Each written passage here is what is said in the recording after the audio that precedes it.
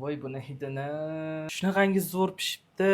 Qiymali behi. Mantiqasxonda behili qiyma pishiramiz. Behini ichi tayyor o'yilgan, ichiga sariyog' solingan. Ana endi qiyma asosiy bo'ldi. Birinchi marta qilyapman bunaqasini. Mazasi rosa qizuv bo'lyapti. Ustini yopamiz. Qiymali behimizni mantiqasxonga qo'yamiz va 40 minutdan keyin tayyor bo'ladi. Qiyma bilan behi pishdi. Voy, shunaqa zo'r pishibdi. Ana. Eng asosiy joyi qarindoshlar. Behini shunda voy rosa zo'r pishibdi. Ezilib ketdi deyapti o'zi ham. Voy buni hidini. Shunaqangi zo'r pishibdi. Qiymali behi. Birinchi marta yeb ko'rishim, qanaqa bo'lar ekan. Hop. Bishni maza. Qanaqa chiqadi bilmadim, lekin bunga ham smetana qo'yib ko'rmoqchiman.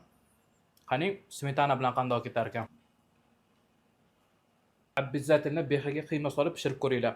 Albatta, qarindoshingizni chin bozor do'konidagi shiringina mantiqasxonchada qiladigan bo'lsangiz, vobshe zo'r bo'ladi. Qarindoshlar, aynan mana shu chin bozor do'konimizdagi shiringina bo'lgan mantiqasxonchamizni narxi atigi 210 ming so'm va albatta bu mahsulotni siz butun O'zbekiston bo'ylab aynan mana shu telefon raqam orqali buyurtma bersangiz butun O'zbekiston bo'ylab yetkazib beramiz yoki o'zingiz eski Chinni bozor 7-qator 16-do'konda joylashgan chin bozor do'konimizga kelib, mantiqasxonimizni shundoq o'zingiz ko'zlaringiz bilan ko'rgan holatda sotib olishingiz mumkin qarindoshim.